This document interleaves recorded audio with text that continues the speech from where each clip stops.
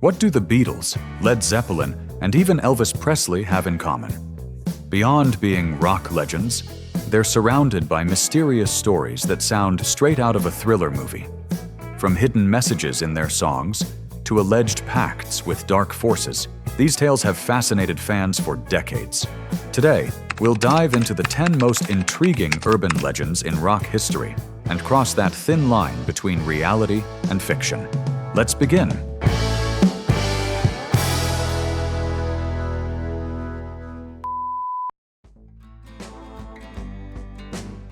This is perhaps the most famous and persistent myth in all of rock history. The story goes that in late 1966, Paul McCartney was killed in a car crash, and that the Beatles, at the height of their fame, decided to keep it a secret. Instead of announcing his death, they allegedly replaced him with a look-alike, a man who looked, sang, and played exactly like Paul. The goal? To protect the band's image and keep Beatlemania alive. So this started some rumor that because he was barefooted, he's dead. I couldn't see the connection myself. Fans claim that the group left behind dozens of cryptic clues to confess the truth, hidden in album covers, lyrics, and even in the songs themselves. The most famous, of course, is the Abbey Road album cover. Paul walks barefoot across the street, out of step with the others, symbolizing death in some cultures. John, dressed in white, supposedly represents a priest. Ringo, in black, the undertaker, and George, in denim, the gravedigger. Then there's Sgt. Pepper's Lonely Hearts Club Band, where the cover appears to show a funeral scene, and Paul's wax figure stands beside what looks like a grave. And if you play Revolution 9 backwards, some fans swear you can hear the phrase, "Turn me on, dead man." Over the decades, Paul himself has joked about it, but the theory refuses to die. The other part of it, that there was a guy who looked like you taking your... This is him. Yeah. So, is it just collective madness born from overzealous fans? Or could the real Paul McCartney have left us long ago? Mama Cass Elliot, from the Mamas and the Papas, was one of the defining voices of the 1960s. A powerhouse singer whose warm, soulful tone helped shape the sound of an entire generation. Yet after her untimely death in 1974, a cruel rumor spread like wildfire that she had choked to death on a ham sandwich. It was a story as sensational as it was false. The truth, confirmed by medical reports, is that Cass died of heart failure at just 32 years old. There was indeed a sandwich found in her hotel room, but untouched. Still, the media latched onto the rumor, and it quickly became one of the most infamous myths in rock folklore. Dream a little dream of me. Behind the absurdity of the story lies something darker, a reflection of how stereotypes about weight and appearance shaped public perception. Cass was often mocked for her size, even as she broke barriers for women in music. Turning her death into a cruel punchline robbed her of the dignity she deserved. This myth reminds us of something deeper, that every artist, no matter how famous, deserves to be remembered for their art, not for the rumors that follow them. Mama Cass left behind a voice that still echoes through time, not a sandwich. When it comes to the supernatural side of rock, few names spark as much intrigue as Led Zeppelin.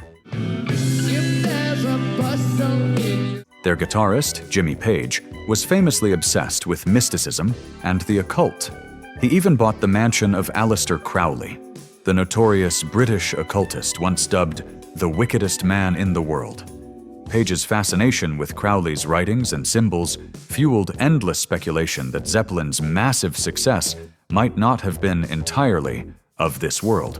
Fans and conspiracy theorists alike have dissected every detail of the band's legacy. The lyrics of Stairway to Heaven have been analyzed to exhaustion, with some claiming that when played backwards, the song reveals hidden satanic messages. Others point to the artwork of their untitled fourth album, the one with the old man carrying sticks, as being loaded with arcane symbols and references to ancient rituals. Of course, none of this has ever been proven, and the band members have mostly laughed it off over the years. But the mysterious aura surrounding Led Zeppelin has only added to their legend. So, what do you think? Is it all pure coincidence? Or could there be something deeper hidden behind the riffs, the lyrics, and the myth of Zeppelin's otherworldly rise? Let me know in the comments. John Lennon wasn't just a Beatle. He was a voice for peace, a political activist, and one of the most influential cultural figures of the 20th century. Our society is run by insane people. His outspoken opposition to the Vietnam War and his idealistic message of love and unity made him a hero to millions. But also, according to some, a threat to those in power. An evolution for one reason or the other. Not one of them has the freedom we're all talking about. Conspiracy theories claim that Lennon's death in 1980 was far more sinister than it appeared. Officially, he was murdered by a deranged fan outside the Dakota Building in New York. But others believe his assassination was part of a larger plot, a calculated effort to silence a man whose words carried too much weight. These theories gained traction when it became public that the FBI had kept an extensive file on Lennon, tracking his movements, his concerts, even his personal relationships. It's a documented fact. The US government saw him as a potential agitator during a time of political tension. His song Imagine remains his greatest legacy, a hymn to peace and a world without borders, possessions, or wars. Yet to some, it's also the very song that made him dangerous. An anthem so powerful, it frightened those who preferred silence over change. Was Lennon's death really the act of one man? Or the end of a voice that knew too much? It's nearly impossible to talk about the Beatles without mentioning one of their most debated songs, Chill yourself in a boat on Lucy in the Sky with Diamonds. For decades, fans have pointed out that the title's initials, LSD, conveniently match those of a certain hallucinogenic substance. Combine that with the song's dreamlike melody and surreal imagery, tangerine trees and marmalade skies, and it's easy to see why many believed it was an anthem to the psychedelic experience. Lucy in the sky with diamonds. But John Lennon always insisted there was nothing illicit behind it. According to him, the song was inspired by a drawing his young son Julian brought home from school, a sketch of his classmate Lucy, surrounded by a sky full of diamonds. Lennon said he simply took the title from the child's imagination and built a whimsical song around it. Still, many found the explanation a little too convenient. After all, the Beatles were deeply immersed in the counterculture of the late 60s, experimenting with new sounds, ideas, and yes, substances. So, what's the truth? Is Lucy in the Sky with Diamonds really an innocent tribute to a child's imagination? Or a cleverly disguised nod to the psychedelic journeys that defined an entire generation? What do you believe? We couldn't possibly leave out the Prince of Darkness himself. In 1982, during a live concert in Des Moines, Iowa, Ozzy Osbourne did something that would go down in rock history. He bit the head off a bat on stage. The story sounds unbelievable, but it's true. Ozzy later claimed he thought the bat was a rubber prop thrown by a fan, until he felt it move in his mouth. The shocking image of Ozzy standing there, blood dripping from his lips, instantly became one of the most infamous and iconic moments in rock and roll. It terrified parents, enraged animal rights groups, and cemented his reputation as the wildest frontman in heavy metal. What followed was chaos. Ozzy was rushed to the hospital to get rabies shots, while newspapers around the world plastered the story across their front pages. His record label was horrified, but the myth was born. Today, Ozzy looks back on that night with a mix of humor and disbelief, often saying, "It was a mistake, but what a way to make history." That single moment didn't just define his career. It became a founding legend of heavy metal. The night when shock, chaos, and music collided to create myth. Keith Richards, the legendary guitarist of the Rolling Stones, has long been seen as the ultimate symbol of rock and roll endurance. Through decades of chaos, excess, and endless touring, he somehow kept going, leading to one of the wildest rumors in music history.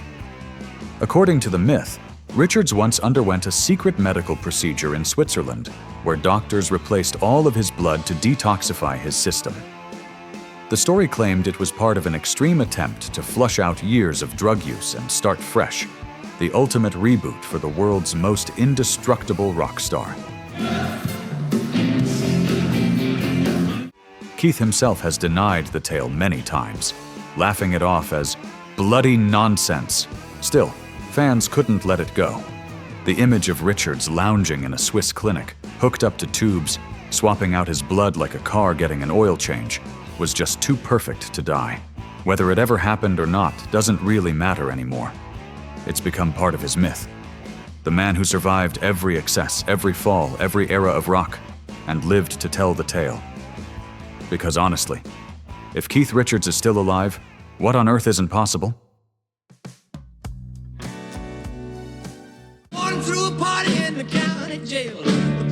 The king of rock and roll, Elvis Presley, officially left this world in 1977, or so we were told. For nearly 5 decades, millions of fans have refused to accept it, insisting that Elvis never truly died. He simply disappeared. According to the most persistent theories, Elvis faked his death to escape the crushing weight of fame and the chaos that surrounded his life. You ain't nothing but... Some claim he fled to South America, Argentina being the most popular destination, while others believe he chose to live a quiet, anonymous life somewhere in the United States. Over the years, alleged sightings of Elvis have been reported everywhere: gas stations, diners, airports.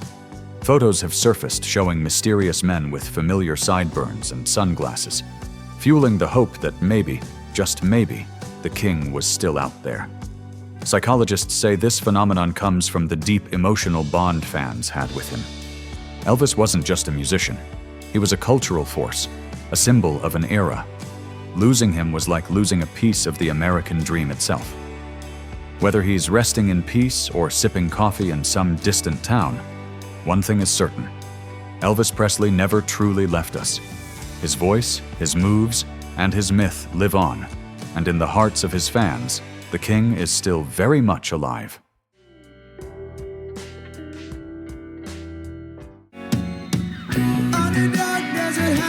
What's really behind Hotel California?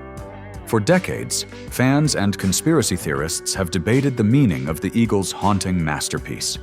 Some claim the song hides satanic messages, or that it tells the story of a secret cult disguised behind the glamour of the California lifestyle. According to the band, however, the truth is far more grounded, and perhaps even darker in a different way. Don Henley once explained that Hotel California was a metaphorical critique of the American dream, of fame, excess, and spiritual emptiness beneath the shining lights of Los Angeles. It wasn't about the devil. It was about temptation, addiction, and the seductive trap of success. Still, that explanation hasn't stopped the chills. From its eerie lyrics, you can check out anytime you like, but you can never leave, to that unforgettable dual guitar solo that closes the song, Hotel California feels like stepping into a beautiful, surreal nightmare. Decades later, it remains one of rock's most enigmatic songs, mysterious, timeless, and open to interpretation.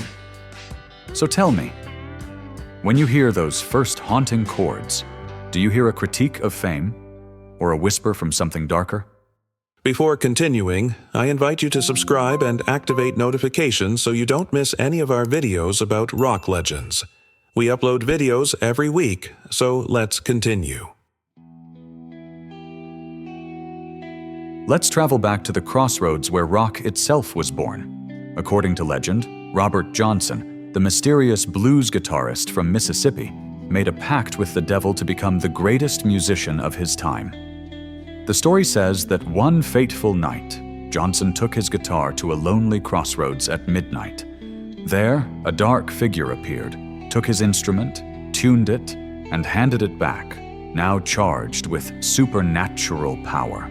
From that moment on, his playing changed completely. Before his supposed encounter, Johnson was known as a mediocre musician. But after disappearing for a short while, he returned with a sound that defied belief, complex, soulful, and otherworldly. Songs like Crossroad Blues and Me and the Devil Blues seemed to hint at something sinister, as if he were confessing through his music.